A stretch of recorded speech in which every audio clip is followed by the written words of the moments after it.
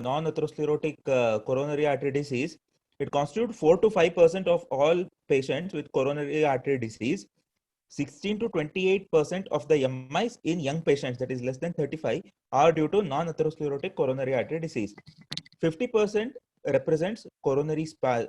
Among them, the major chunk is constituted by coronary artery spasm, which constitute half of them.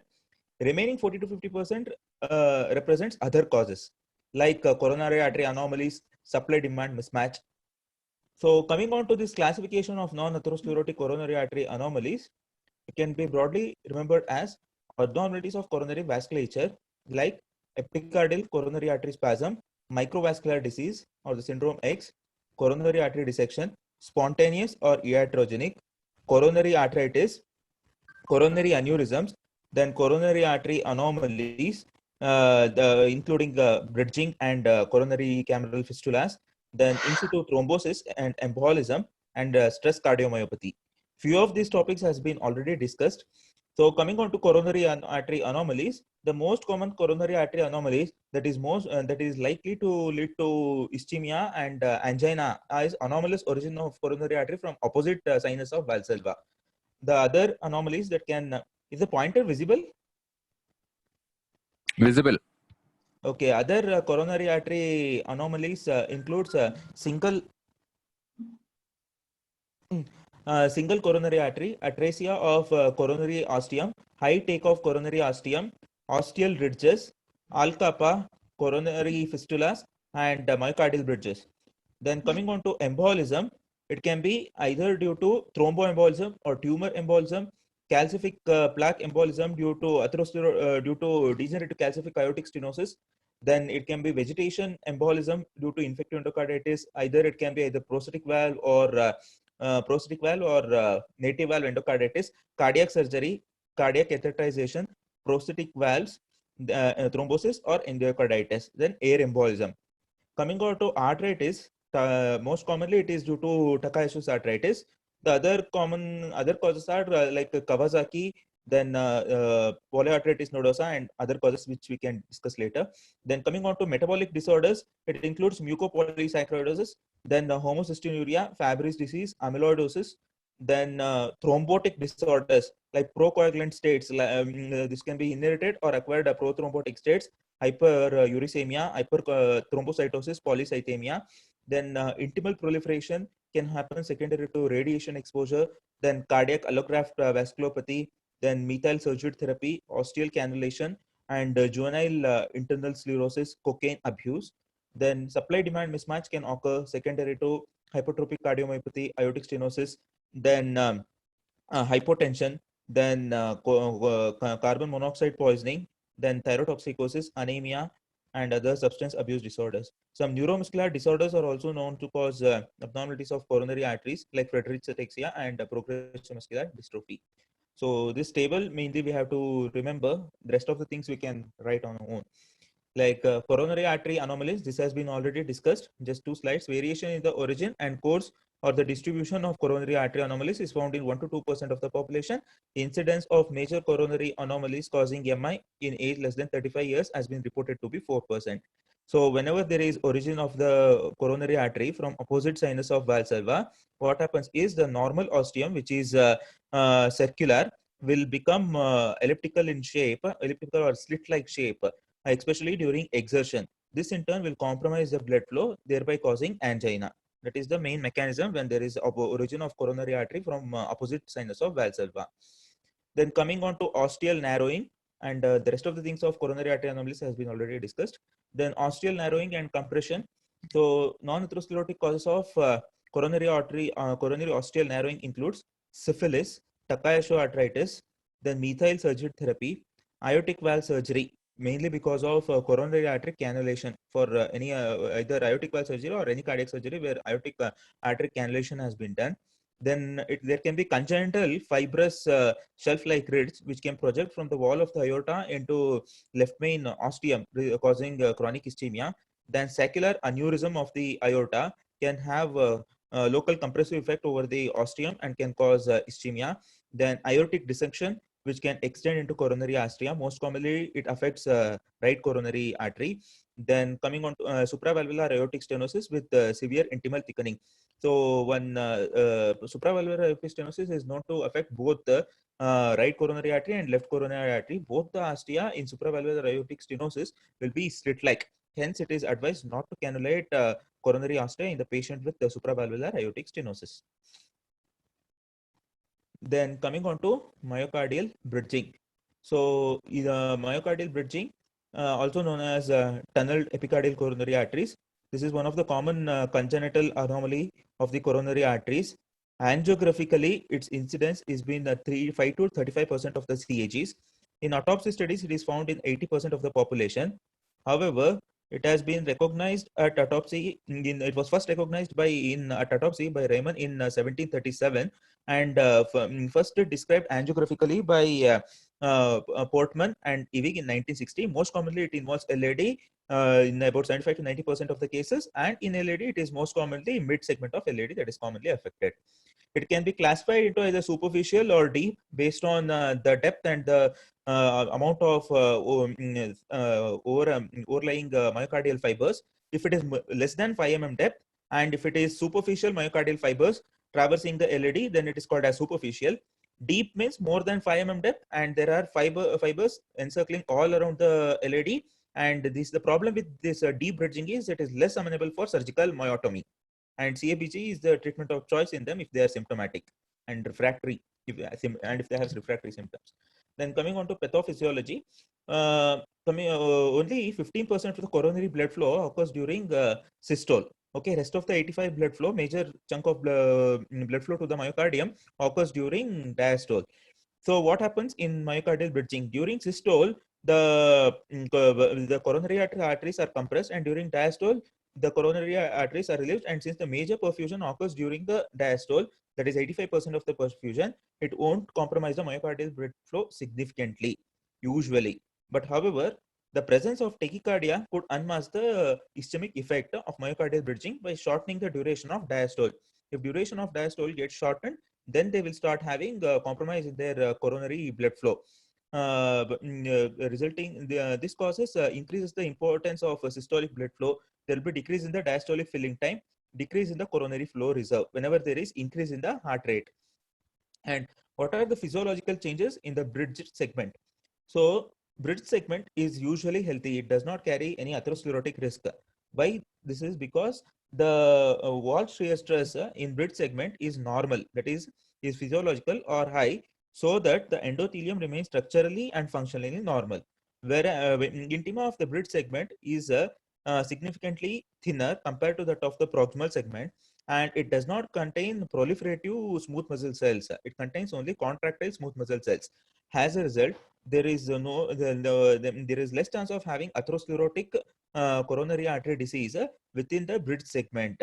Whereas if we come to proximal segment, there is increased risk of atherosclerosis, because this is the segment where the wall shear stress is low, which in turn causes the expression of vascular cell adhesion molecules, reactive oxygen species, and development of proatherogenic endothelium.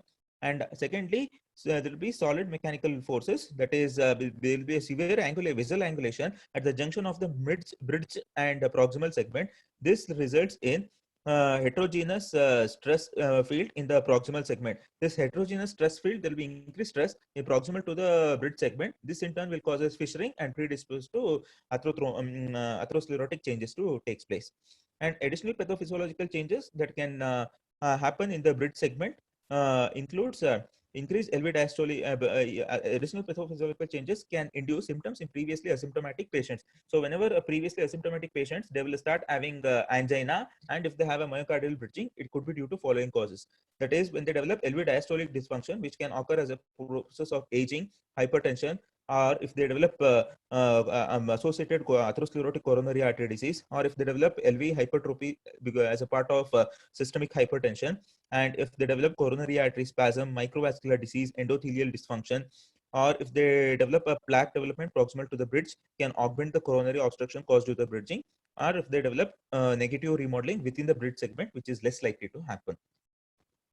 Coming on to what are the factors determining the risk of ischemia within the ischemia in the bridge coronary artery segment. It depends upon the depth of coronary artery bridging, the length of myocardial bridge, the heart rate, degree of systolic diameter reduction, then the amount of myocardial hypertrophy, then number of arteries or the segments of the arteries that are tunneled, and the depth of tunneled artery.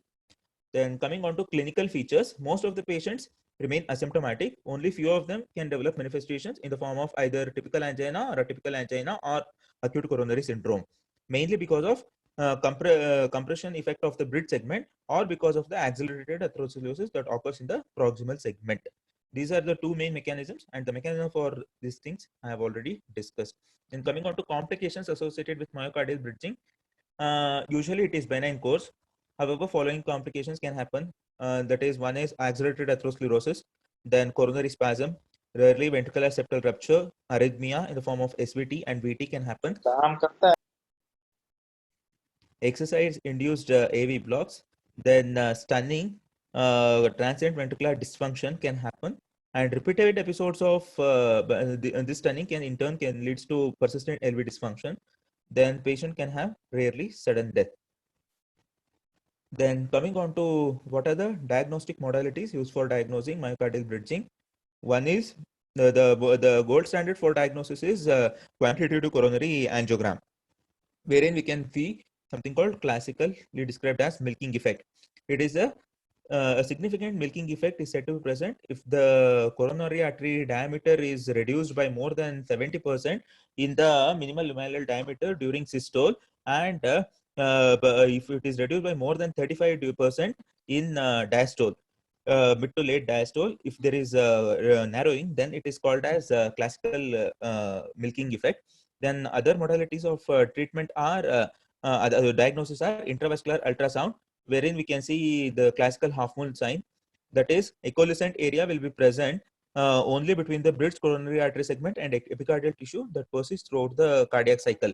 So we'll be able to see echoluscent area between the bridge segment and the overlying myocardium. Then coming on to intracoronary Doppler measures, these are less commonly used. Commonly used is in this we can see the fingertip sign that I'm going to discuss later.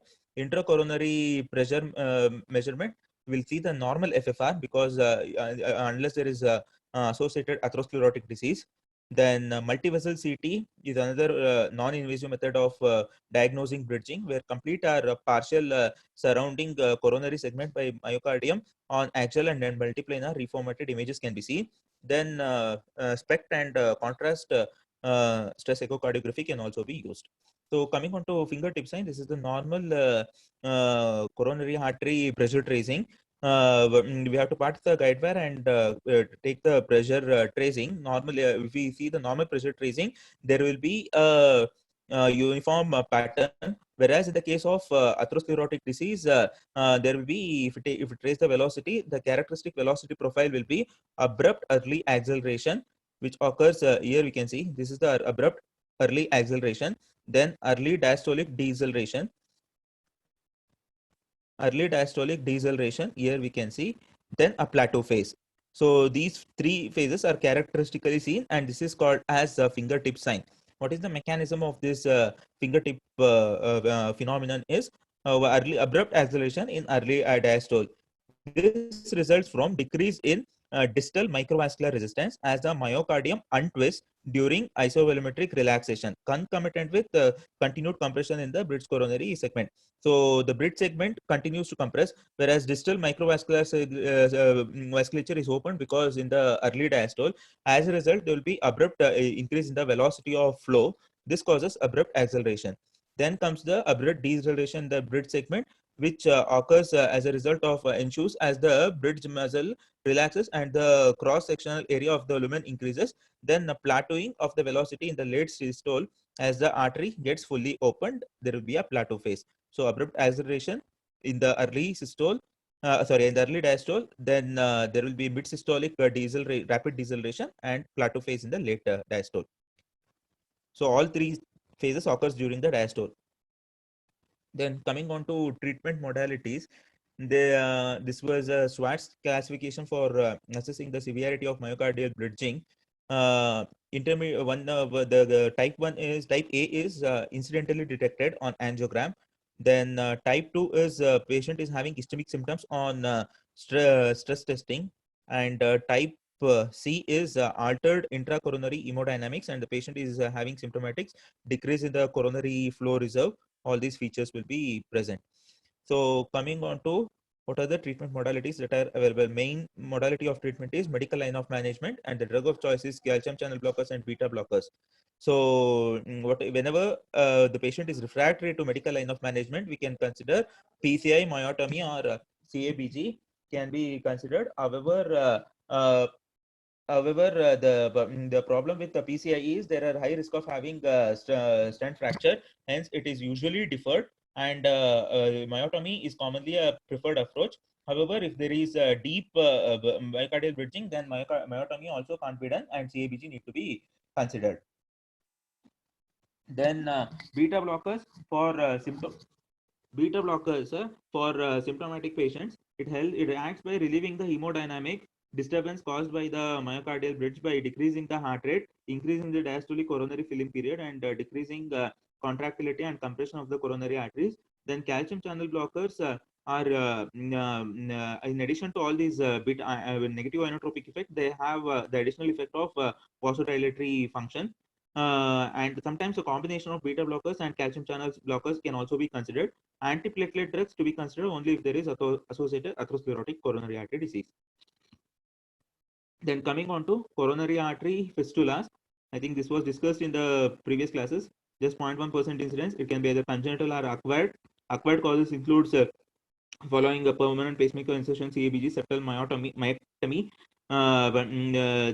then ablation, biopsy, and trauma. Direct connection between major epicardial coronary arteries and cardiac chambers or major vessel is the most common hemodynamically significant coronary artery fistulas that can happen. So myocardial ischemia mainly occurs because of coronary steal phenomena, and surgical repair in symptomatic patients has to be considered. Most commonly, this coronary artery fistulas involves right coronary artery. Coronary embolization is the commonly tried method of treatment for this. Since the amount of fistula is usually minimal, it usually does not cause any symptoms or failure features. The amount of shunting is quite minimal. Then coming on to coronary artery anomalies. So coronary artery anomalies, it is so we need to know what is the difference between aneurysm, coronary artery aneurysms. Coming on to difference between coronary artery aneurysms and ectasia. So aneurysm is a focal dilatation, while ectasia is the diffuse dilatation. Both will have the diameter of the dilated segment more than 1.5 times that of the normal, and it will have all the three layers. Coming on to pseudoaneurysm, it is the dilatation of the vessel not bounded by all the three layers. And giant aneurysm, there has been varied definition in JACC. This is the definition that has been given, that is more than 20 mm or more than 4 times the reference vessel diameter. And the incidence of coronary artery anomalies varies from 0.3% to 5.3% in various series. This is the imaging showing ectasia versus aneurysm. So both aneurysm and ectasia will have diameter of more than 1.5 times that of the reference vessel diameter. In ectasia, length will be more, and in aneurysm, the width will be more. So coming on to classification, these directors are used to ask this classification. I think coronary artery ectasia, this is sir's favorite topic. We need to remember this. And coronary artery aneurysms. So here we have the morphological classification, that is secular aneurysm and fusiform aneurysm. Secular is, and I hope you all of us know this. Then vessel wall structure by Ivers. Based on that, we have true aneurysms, rudo aneurysms. Then complex plaque with aneurysmal appearance, stenosis with ruptured plaque or spontaneous or annealed dissection. Then normal segment with aneurysmal appearance. Usually it can happen. This is occurs usually adjacent to stenosis, secondary to post-stenotic dilatation. Then giant aneurysms, the one which measures more than 20 mm. Coming on to coronary artery ectasia, type 1 is diffuse ectasia of 2 or 3 vessels. Then type 2 is diffuse disease in one vessel and localized disease in the other vessels. Type 3 is diffuse ectasia in a single vessel. And in type 4, it is localized or segmental ectasia. Then coming on to, this is a various figure. This you can just go through. It can manifest in the form of, it can either clinically, it can manifest aneurysms in the form of symptomatic, or it can cause by exertional angina, or it can cause acute coronary syndrome.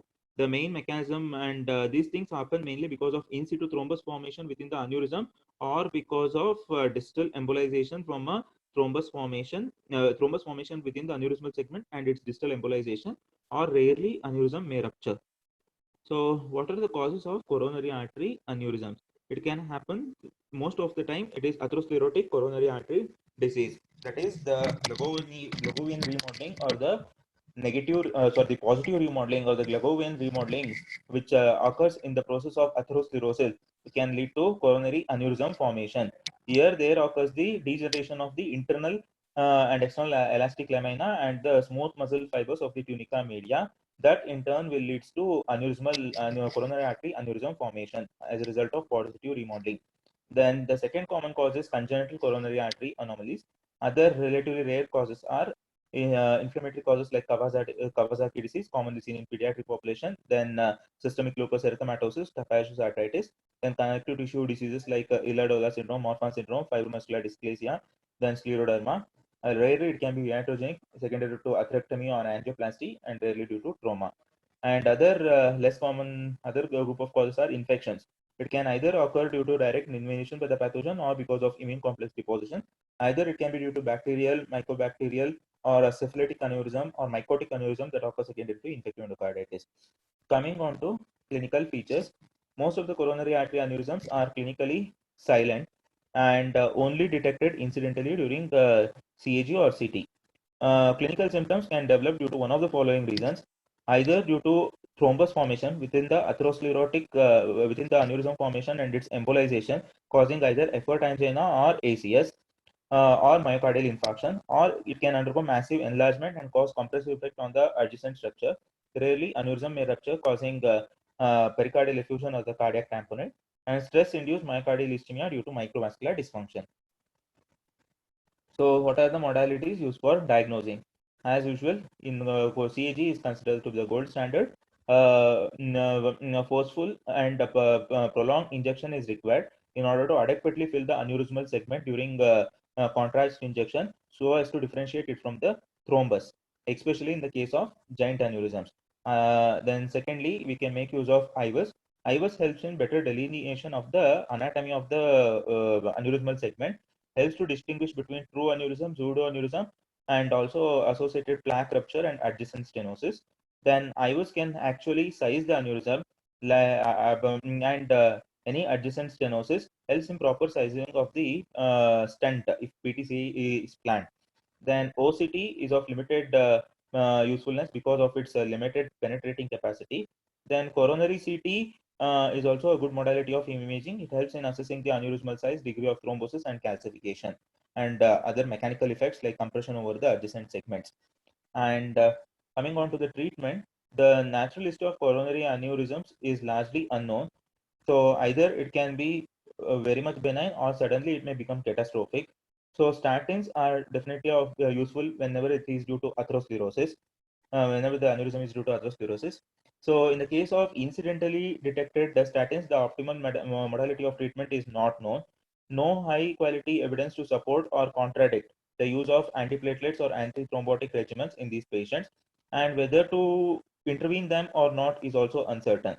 Coming on to symptomatic aneurysms, which are called either ACS or compressive effects and angina, in such cases, it is better to treat medically with antiplatelets and anticoagulant regimens.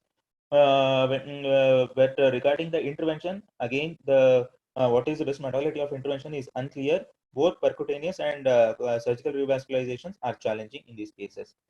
So vasodilators such as nitrates are to be avoided, as these will exacerbate myocardial ischemia. The use of IVIG in the case of Kawasaki disease is known to reduce the aneurysmal progression and reduces the major adverse cardiovascular outcomes in these patients. They help in regression of coronary artery aneurysms in Kawasaki disease, IVIG. Then coming on to PCI, limited data is available. It is limited to case series or a few case reports. The majority of the published data associated with PCI outcomes in symptomatic patients are on acute MI. Outcome of PCI in asymptomatic patients is very much limited. And secondly, PCI in the setting of MI is associated with lower procedural success and higher incidence of no flow and distal embolization if there is coronary artery spasm. So patients who survive STEMI after a PCI, even if the patient undergo successful PCI, there are high risk of having target vessel revascularization and high risk of having stent thrombosis, and the intermediate term follow-up results are not good. So these are the challenges that are associated with PCI. So coming on to PCI, what are the methods that can be used? Mainly, we have to use glycoprotein 2B3 inhibitors as there is high thrombus burden, and thrombus aspiration, either mechanical or manual thrombus aspiration have to be considered. Asymptomatic patients usually are not intervened. Treatment modalities differ according to the shape and extent of the aneurysm. So various percutaneous procedures that are available are most commonly used is putting the cover stent and excluding the aneurysm. This can be used in the case of saccular aneurysms and pseudoaneurysms, which are not too big and not involving major side branch vessels. Then, if there is saccular or fusiform aneurysm that involve a side branch, then it can be treated with either balloon or stent-assisted coil embolization, and that I will show you later, or with surgical exclusion. For coronary artery aneurysm involving left main, or if there is a giant aneurysm or subcutaneous graft aneurysm, then surgical resection is usually considered as the first line of treatment. And in the patients with large and rapidly expanding SVG aneurysms, or in those causing symptomatic external compression, percutaneous closure with emplaster occlusors or coil embolization can be considered. There are no FDA approved any covered stent that can be specifically used for coronary artery aneurysm exclusion. However, the following stents have been used off label in various case series and case reports, like GraftMaster stents, new PK papyrus covered stents, and Atrium ICAST balloon expandable covered stent. You have any idea which covered stent is used in Jaydeva? Hello? GraftMaster. GraftMaster. Hello? GraftMaster only, da? Yeah. Hello? Arun, we can hear you. Can I start. couldn't hear anyone else. In between, anybody spoke?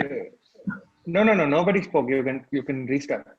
So anything. So which covered stent is used in Jaydeva, Varun? You have any idea? GraftMaster. GraftMaster. Okay. For both for coronary covered stent, for peripheral.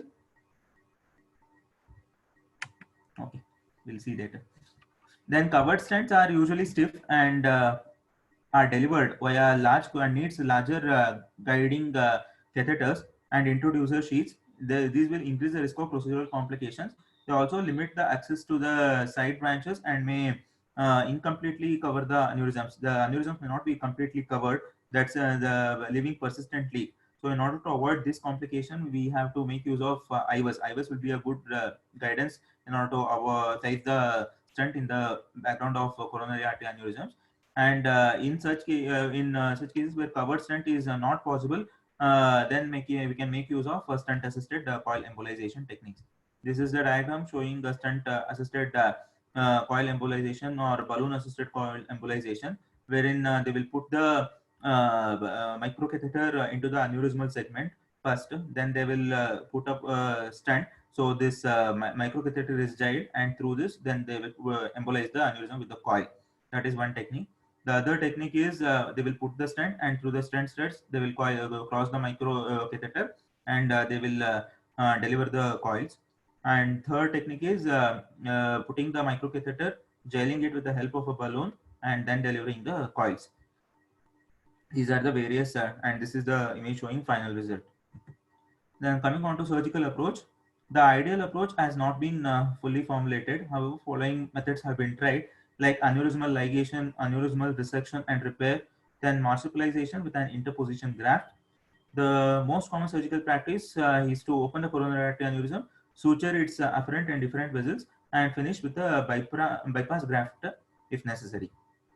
So this is one of the flow chart showing what are the summarizing the modalities of treatment. So patient can either present with stable angina or acute coronary syndrome, or they may remain asymptomatic. In asymptomatic cases, assess for the risk of rupture or embolization. Based on that, you consider risk factor modifiers, antiplatelets, anticoagulation. Consider percutaneous or surgical exclusion only for large coronary artery aneurysms with compressive effect, or high risk aneurysms, or if they are at a high risk of rupture. When they present with stable angina, coronary artery do the functional assessment. So coronary artery aneurysm, if it is responsible for causing angina, then we can consider for percutaneous coronary intervention or surgical exclusion based on its anatomy and characteristic of the aneurysm. And whenever it presents with acute coronary syndrome, there will be high thrombus burden. So hence considered GP2B3 inhibitors, thrombus aspiration, and balloon angioplasty with stenting with or intracoronary thrombolytics can also be considered. Then coming on to coronary embolism, this is another modality. So here the this should be suspected in the patient with MI in the presence of left-sided prosthetic valves, or if there is suspected left-sided native or prosthetic valve infective endocarditis or non-bacterial thrombotic endocarditis, left side atrial fibrillation, LA thrombus, LV thrombus, LV aneurysms, dilated cardiomyopathy, or during left-sided cardiac catheterization procedures or cardiac surgery. It can be either spontaneous or iatrogenic. Rarely it can be paradoxical through PFO or ASD or VSD. Then thrombus or infective endocarditis vegetation are the most commonly involves RCA. Whereas if we consider air embolism, which commonly occurs during the PCI during procedure, right coronary artery is most commonly involved. Coming on to left-sided primary cardiac tumors like myxoma, angiosarcoma, rhabdomyosarcomas, they can also rarely embolize to coronary arteries and cause coronary artery occlusion and ischemic symptoms. The consequences depends upon two main factors: the size of embolus and the lumen of the artery. The smaller embolus tend to travel to the distal coronary artery segments, less likely to cause larger infarct. When the embolus is large enough, and if the coronary artery is already diseased due to pre-existing atherosclerotic disease, then the embolus will lodge in the proximal part, resulting in larger infarct. This is the image showing the same thing. Then coming on to coronary artery dissection, and this Praveen has already discussed. So just in brief, it is a separation of the media from the intima with the by the process of hemorrhage. Medial separation occludes the true lumen. The true lumen will get compressed by the intimal flap, which has got separated from the media, causing distal ischemia. It can be either primary or spontaneous, or secondary, which occurs secondary to percutaneous procedures or cardiac surgery or chest trauma. Secondary is more common than primary coronary artery dissection. Can occur as an extension of aortic dissection also. Spontaneous dissection is commonly seen in postpartum women, and the patient with and these patients will have associated coronary artery eosinophilia. There will be eosinophilic infiltration into their coronary arteries. That is an important finding to remember. Also, it can happen in the patients with lysyl oxidase deficiency. So, spontaneous coronary artery dissection can manifest in the form of myocardial infarction or sudden cardiac death. In a series reported by Nikasheva et al., 75% of the cases were diagnosed only at autopsy. 75% of these patients were women. Half of them, it was more common in women, and most of them were seen during the postpartum period. Coming on to vasospastic angina or the Prinzmetal angina, it was first described by Prinzmetal, hence the name. Coronary vasospasm is a transient vasoconstriction of the epicardial coronary arteries, resulting in total or subtotal vessel occlusion with consequent myocardial ischemia. The epicardial coronary artery spasm is more common seen in male. 40 to 60 years of age group is most commonly affected. It is more commonly seen in Japanese, more common in smokers. The vasospasm can be localized or diffuse. It can be single vessel or multi-vessel. Sometimes it may be associated with microvascular vasospasm also. Can occur in the patient with or without associated atherosclerosis. So present of atherosclerotic CAD itself is a predisposing factor for vasospastic angina. This we need to remember. Then coming on to pathophysiology. It occurs because of endothelial dysfunction, where there is causing deficient release of nitrous oxide. So because of endothelial dysfunction, normally whenever the acetylcholine when acts on the normal acts on normal endothelium, it causes the release of nitric oxide, which in turn will act on vascular smooth muscle cells and causes vasodilatation. Whereas in these patients with vasospastic angina, on giving acetylcholine challenge, since the endothelium is dysfunctional, nitric oxide is not released, acetylcholine will directly act on smooth muscles, and it directly produces its muscarinic effect causing vasoconstriction. And secondly, oxidative stress and low-grade inflammation results because of endothelial dysfunction. There will be abnormally reactive smooth muscle cells, which hyperreactive smooth muscle cells, which undergo spasm causing which undergo constriction causing coronary artery vasospasm. There will be increased secretion of vasoreactive substances like histamine, catecholamines, then prostaglandins, thromboxane 2, and endothelin.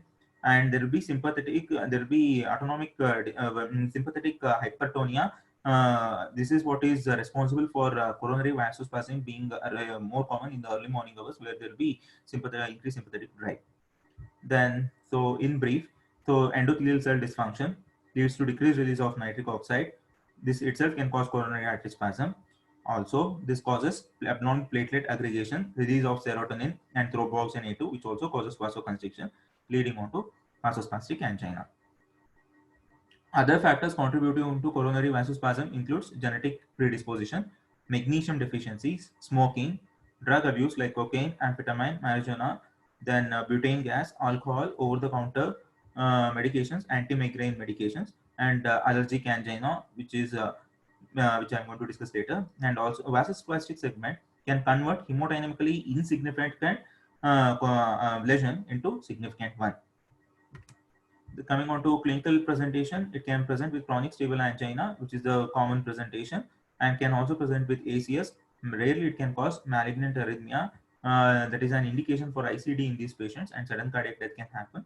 And LV dysfunction, for repeated episodes of coronary vasospasm causing repeated coronary stenting can lead to persistent LV dysfunction. Then coming on to investigation, ECG, it can be either resting ECG, or if the resting ECG fails to pick up evidence of ischemia, then ambulatory ECG may have to be considered. ECG shows the features of ischemia in the form of ST segment elevation, ST depression, T wave inversion in at least 2 consecutive leads. Sometimes there can be tachyarrhythmias as well as bradyarrhythmias. And biomarkers are also of useful whenever the coronary artery spasm is severe enough to cause myocardial injury or infarction. Then coronary angiogram is considered to be the gold standard. So on the background of coronary vasospasm, the coronary angiogram should show either normal coronary arteries or non-obstructive coronary artery disease. Coronary vasospasm should be differentiated, can be differentiated from fixed stenosis by administration of intracoronary nitroglycerin. So if it is coronary vasospasm induced stenosis, it will get relieved on administration of nitroglycerin.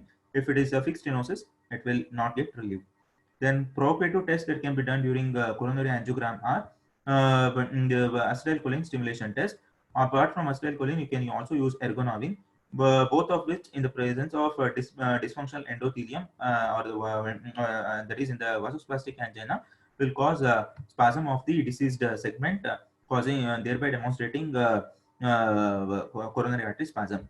The other modalities are OCT and IVUS, which help in detecting atherosclerosis associated angina quadrides, that is coronary vasomotion disorders. International study group has proposed criteria. Out of these criteria, the first one should be present for making the diagnosis. Out of these two, second and third one of them should be there.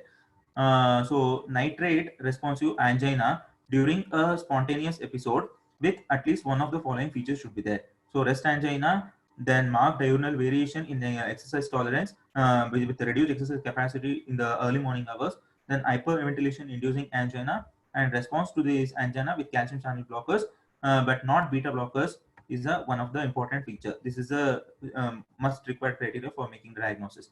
Then transient ischemic changes in the ECG in the form of ST segment elevation, depression, and new T wave, negative U waves, and coronary artery spasm demonstrated in angiography and provocative testings like acetylcholine or ergotamine, ergot derivatives, or hyperventilation. Definitive vasospastic angina is diagnosed if nitrate responsive angina is evident during spontaneous episodes and either transient ECG changes during the transient ischemic changes is present in the ECG or coronary artery spasm is present. Suspected vasospastic angina diagnosis is made if a nitrate responsive angina is evident during spontaneous episodes, but the ECG changes and angiographic changes are not definitive and equivocal. In such cases, the suspected vasospastic angina diagnosis is made. So coming on to the recommendations, ECG is recommended in all angina patients. Invasive angiogram as a class 1 recommendation. Invasive angiogram and coronary CT angiogram is recommended in patients with suspected epicardial in patients with characteristic episodic resting angina or ST segment changes in the and which is responding well to nitrates and calcium channel blockers. In such cases, CAG or CT coronary angiogram can be considered. But the problem with the CT coronary angiogram, we cannot do provocative testing. Then ambulatory ST segment monitoring can be considered as a class 2 indication whenever the resting ECG does not show any changes. And the provocative testing during coronary angiogram is a class 2A indication. So coming on to various modalities of treatment. So calcium channel blockers are the first line of management. Sometimes two calcium channel blockers may have to be combined, like dihydropyridine and non-dihydropyridine calcium channel blockers. Then long-acting nitrates alone or in combination with calcium channel blockers may have to be used. Then these two are the first line of treatment. Rest are all second line. Like magnesium, IV magnesium is useful during acute episodes. Oral supplementation may be of preventive benefit. Then Fasudil, it is a Rho kinase inhibitor which can be used as an add-on therapy. Same thing with Nicorandil, which is 80% sensitive potassium channel opener and causes coronary vasodilation, hence can be used as a add-on therapy. Percutaneous interventions are considered only if there is associated atherosclerotic disease. Either PCI or CABG can be considered. And ICD is indicated if the patient had an history of sudden cardiac death or an episode of history of aborted sudden cardiac death, or if there is episode of VT. So what are the predictors of sudden cardiac death in patients with vasospastic angina? It is more common among elderly patients, hypertensive, dyslipidemic patients with those with the family history of sudden cardiac death, or those with the past history of sudden cardiac death or ventricular arrhythmias, multivessel spasm, or LAD spasm. Secondary prophylaxis with ICD has to be considered in all the patients who had VT. The main important thing is to remember the beta blockers by block the beta 2 receptors, and there will be unopposed alpha action causing coronary artery spasm, and hence it is contraindicated. And also aspirin can induce coronary artery spasm in these patients because of associated endothelial dysfunction, and hence it is contraindicated in the vasospastic angina. Then coming on to allergic angina, also called as Cownes syndrome, also called as allergic MI. This is either the chronic most commonly manifest in the form of ACS following an insect bite, like insect bite like bee sting, wasp sting. Those are the commonly implicated ones. It can also occur secondary to certain drugs such as capecitabine. So here the ACS occurs due to coronary artery vasospasm, which in turn occurs because of mast cell activation, causing release of various various mediators of inflammation like histamine, tryptase, chymotryptase, platelet activating factors. So morphine should be avoided in these patients for angina because morphine itself will cause histamine release and can further aggravate angina. So main modality of treatment in these patients is the treating the allergic reaction with corticosteroids, antihistaminics, and epinephrine.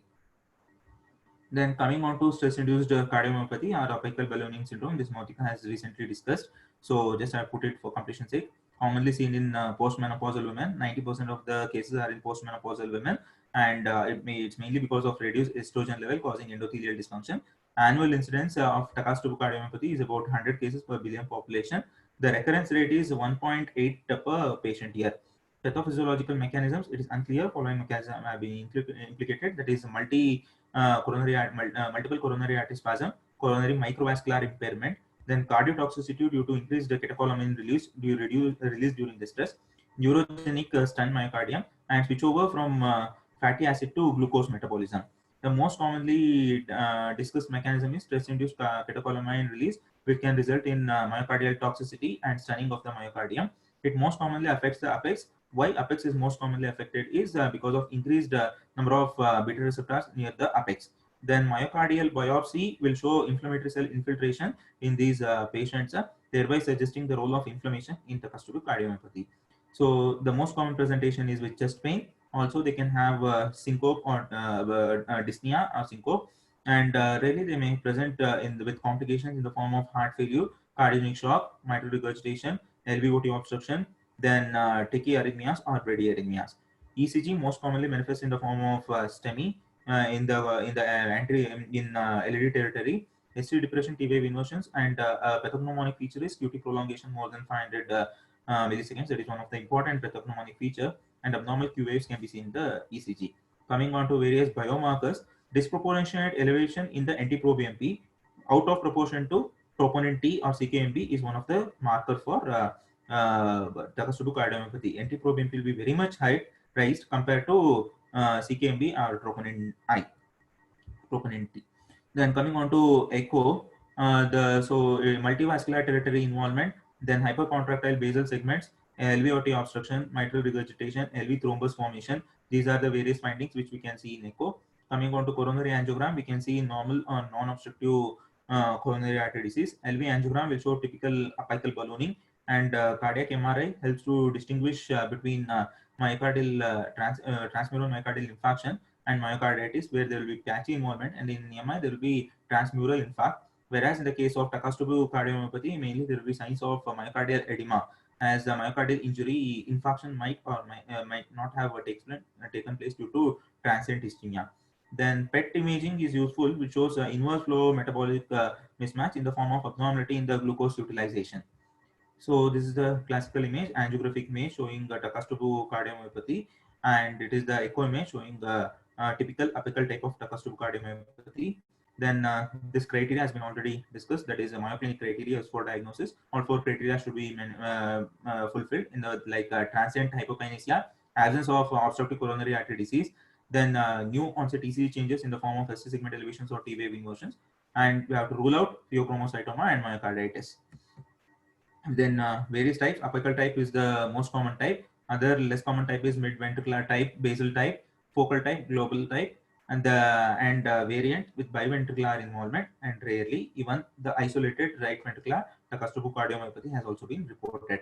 Prognosis is usually excellent. More than 95% of the patients will recover in 4 to 8 weeks. Mortality is about 1 to 3.2%.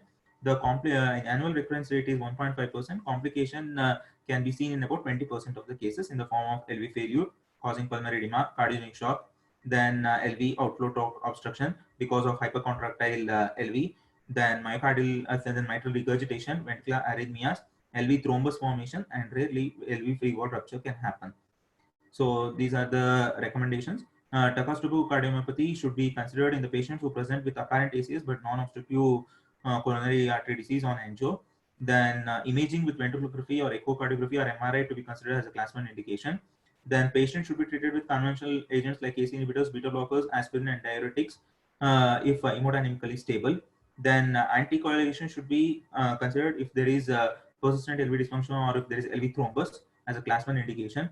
It is reasonable to use the catecholamines. The catecholamines may aggravate the LVOT obstruction, so they should be used very carefully if there is symptomatic hypotension and if LVOT obstruction is ruled out. In the presence of LVOT obstruction, we should not use catecholamines. We are supposed to use beta blockers and alpha adrenergic drugs as a class 2 indication. The use of IABP is reasonable for the patient with refractory shock. Prophylactic anticoagulation may be considered to inhibit the LV thrombus formation in the patient with LV dysfunction. Coming on to syndrome X or the microvascular angina. It is a angina occurring in the presence of normal or non-obstructive coronary artery disease. Here, this is because of microvascular dysfunction. This microvascular may be dysfunction either in the form of endothelial dysfunction causing spasm, or there can be microvascular obstruction, or there can be abnormal pain perception or alteration in the central pain processing pathway. These are the various mechanisms that have been proposed for microvascular angina. In my study, 10 to 30% of the patients with angina had normal coronaries. And normal coronaries with angina, that is microvascular angina.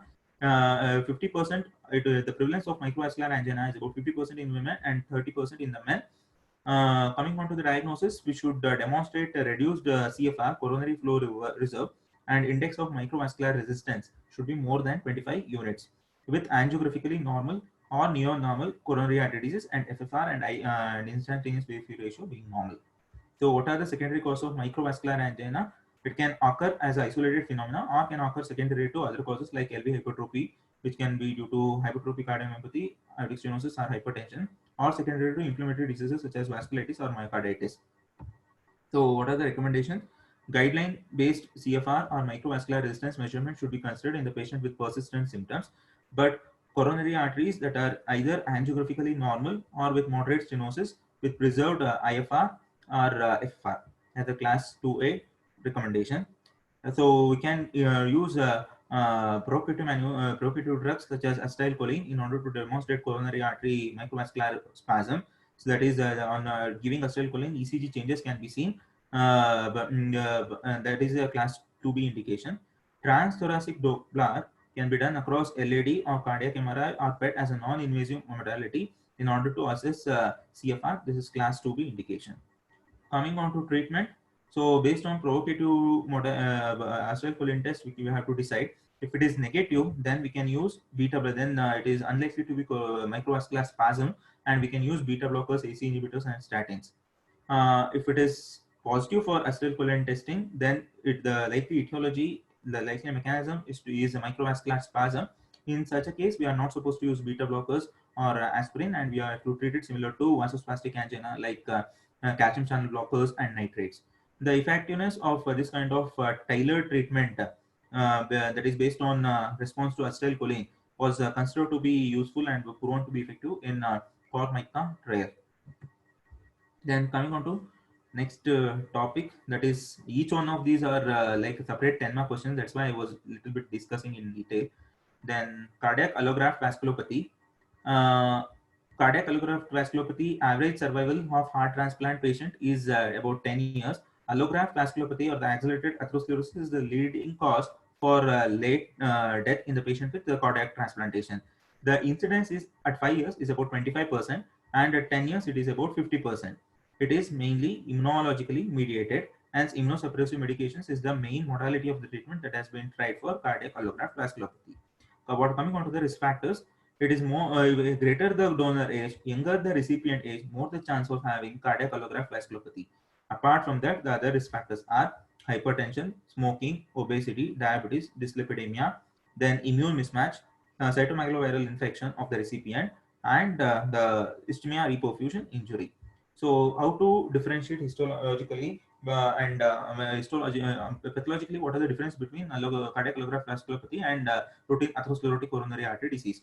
Here, even the intramyocardial fibers will be involved in transplant vasculopathy, whereas in the case of atherosclerotic coronary artery disease, only epicardial coronary arteries are involved. Then coming on to plaque pattern, that will be diffuse and concentric. There will not be any lipid core, and there will be high amount of inflammation. The internal elastic lamina will remain intact, and there won't be any calcium in transplant vasculopathy. Whereas in the case of atherosclerotic coronary artery disease, it will be focal, eccentric. There will be a good amount of lipid core. The inflammation will be relatively less compared to that of allograft vasculopathy. The internal elastic lamina will be disrupted, and there can be calcium deposits. The main mechanism for cardiac allograft vasculopathy is immune-mediated endothelial injury causing endothelial denudation injury or non-denudation injury. So, denuding injury occurs mainly as a part of ischemia reperfusion injury during the transplantation and after transplantation. There will be activation of cell-mediated immunity causing cellular rejection. This causes the release of cytokines, which in turn will cause endothelial damage and then the smooth muscle damage. This process in turn will leads to arteriosclerosis, smooth muscle proliferation, and endothelial proliferation, causing cardiac allograft vasculopathy. The other mechanism is non-denuding injury, that is rapid replacement of the injured endothelial cells by endothelial leading on to endothelial dysfunction. There will be immune-mediated and non-immune mediated factors responsible for it. Then lack of early clinical symptoms then other coming on to clinical features of this cardiac allograft vasculopathy. Most of these patients remain asymptomatic because of cardiac denervation and because of inadequate regeneration of the cardiac nerve fibers after transplant. And some of the patients, majority of the patients will have silent MI, and repeated episodes of MI can lead to LV dysfunction and can directly present with failure. Few of them can have sudden cardiac death. Coming on to investigation, stress testing, CT-CAG and invasive CAG and IVUS, these are the various modalities that can be considered. CAG with IVUS is annually recommended in patient with suspected coronary artery vasculopathy. It usually occurs as a late complication after 5 years. That's why after 5 years, annually coronary angiogram is recommended in these patients, preferably with IVUS. Coming on to modalities of treatment, the repeat transplant is the only definitive treatment. However, it may not be possible in majority of the cases. So statins, calcium channel blockers, ACE inhibitors are of some help. Immunomodulatory therapies like sirolimus are of some benefit, and PCI in rare cases of focal stenosis can be considered. Then coming on to trauma, the next mechanism of non-atherosclerotic coronary artery disease, that is trauma. So it can trauma can lead to either dissection, rupture, or rupture, or it can lead to thrombus formation and its embolism. This can occur during various conditions like coronary angiogram, angioplasty, penetrating trauma during CABG, or non-penetrating trauma. Then coming on to coronary vasculitis. So this is one of the important causes for non-atherosclerotic coronary artery disease to be remembered. Though rare, it can lead to myocardial ischemia and infarction with or without coronary artery thrombosis. So evidence of coronary arteritis include the following: focal coronary artery necrosis with or without calcification. So whenever we see these features, we should suspect vasculitis. So focal coronary artery necrosis with or without calcification, acute coronary thrombosis, non-traumatic, non-interventional rupture of coronary arteries, coronary artery wall thickening with a luminal irregularity or secondary luminal narrowing, or wall thickening with aneurysm formation. So aneurysm is one of the important feature for which we have to when we have to suspect vasculitis. Then coming on to, this can be either infectious coronary vasculitis or it can be non-infectious coronary vasculitis.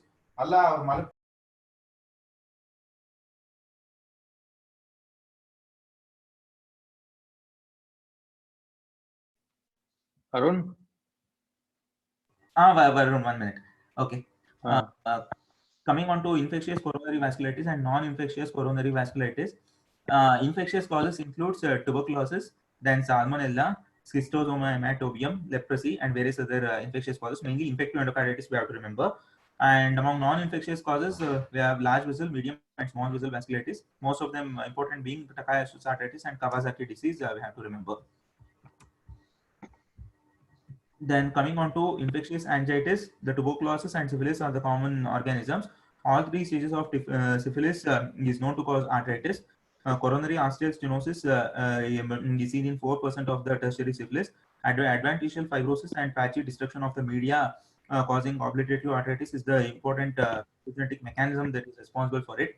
TB angiitis is seen in patients with associated pericardial or myocardial tuberculosis. It can involve adventitia intima or entire wall. It can be either due to direct extension from adjacent epicardium or from the pericardium, or due to hematogenous spread. When it is due to hematogenous spread, it commonly involves intima, and when it is due to spread from adjacent structure, that is contiguous spread, then it can commonly affects the adventitia. Then Takashi's arteritis, already it has been discussed, so I'll skip that. Then Kawasaki disease, it is due to acute febrile exanthematous illness in children associated with cutaneous conjunctivitis, mucositis, lymphadenopathy. In 20% of the patients with acute illness, a vasculitis of the coronary vasa vasorum leads to coronary arterial aneurysm formation, thrombosis, acute myocardial infarction, and sudden cardiac death. These are the manifestations that can happen.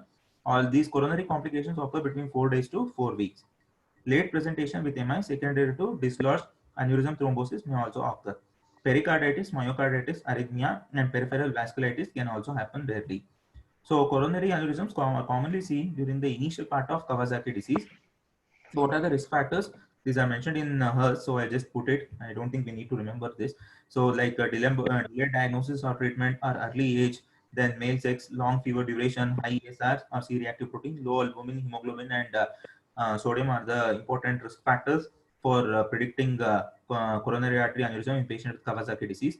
Resolution usually takes 1 to 2 years, and it occurs in about 50 to 66% of the population. Regression happens by either intimal proliferation within the aneurysm or recanalization of a previously thrombotically operated aneurysm. So if there is regression of intimal proliferation, or if there is a recanalization of previously thrombosed aneurysm, that is a good prognostic marker for predicting the recovery of aneurysm. Then regression of the coronary artery aneurysm is also associated with various factors. So in younger children, recovery is more likely to happen. In case of secular aneurysms, the recovery is likely to happen. and the regression are more likely to happen if the aneurysm is distal in location. The main modality of treatment is with the steroids and IVIG and antiplatelets and anticoagulants if there is associated thrombus. Takayasu has been already covered. Then polyarteritis nodosa, in brief, coronary angiitis can happen in 4 to 30% of the patient with polyarteritis nodosa. Both epicardial and intramural coronary arteries are affected. Various stages of polyarteritis nodosa, from acute disease to healing, all can be seen simultaneously within the arterial segment. So that is one peculiar feature which we should remember. Then secondly, the coronary arteries may dilate to form aneurysms and may become occluded, thrombosed, rupture, and causing myocardial rupture. It can produce myocardial infarction or pericardial tamponade. Treatment includes various immunomodulating agents like steroids, cyclophosphamide, acetoapiprine, and methotrexate. Buerger's disease, also called as thromboangiitis obliterans, can involve coronary arteries. It can even involve the saphenous venous grafts. This we need to remember. It is more common in young male AV smokers. It is characterized by neutrophilic infiltration into the vessel wall. So this is one of the table you can go through later. Takayasu's giant cell arteritis, polyarteritis nodosa, ANCA vasculitis, Behçet's disease, IgG4 related disease, and Edgerman-Curtis disease. These are some of the arteritis that can involve the coronary arteries. And one thing I wanted to tell is both acute rheumatic, both rheumatic heart disease as well as rheumatoid arthritis, both are known to involve the coronary arteries. The cases have been reported. Then Hunter's disease and Hurler's disease. These are the inherited errors of metabolism. These mucopolysaccharidosis are known to cause diffuse narrowing of the coronary arteries and can cause angina. Fabry's disease, Sandoll's disease, and hyperhomocystinemia are associated with smaller coronary arteries because of intimal proliferation and can cause coronary artery disease and can cause ischemia. Then coming on to other rare causes like external compression, which can occur due to compression of the epicardial coronary arteries due to aneurysms, sinus of Valsalva aneurysms, or dilated pulmonary artery. This can happen in the case of, I think, ASD with SM-Angios syndrome. If LMC get markedly dilated, sorry, if pulmonary artery get markedly dilated, it can compress over LMC and cause angina. Then chronic aortic dissection extending into right coronary artery. Then epicardial tumors, metastasis can cause this. Then coming on to radiation, radiation can involve all the 3 layers of coronary arteries, and the intimal lesions are causing ostial or mainstem stenosis is common. Coronary ostial stenosis is known to happen in 0.13 to 2.7% of the cases due to radiation injury. Then a slide on cocaine abuse causing cardiac manifestations. It can cause coronary artery vasospasm. It can lead to aneurysm formation, thrombosis. It is associated with increased risk of stent thrombosis. Also, it can release sympathogenic drug. It causes the release of norepinephrine, and it can cause the prothrombotic state. Then coming on to the demand supply mismatch, it can happen the failure to demand supply mismatch. It happens whenever there is the increase in demand and decrease in supply, either due to hypotension causing reduced coronary perfusion, then carbon monoxide causing prolonged shock, anemia. Then whenever there is increased myocardial wall shear stress, as in the case of aortic stenosis, hypertrophic cardiomyopathy, or hypertensive heart disease, poor perfusion due to high coronary resistance because of increased wall pressure on the intramural coronary arteries, and high LVEDP is the mechanism here. So it is nothing but the type 2 myocardial infarction. So mainly the supply demand mismatch will lead to myocardial ischemia. Okay, that's it.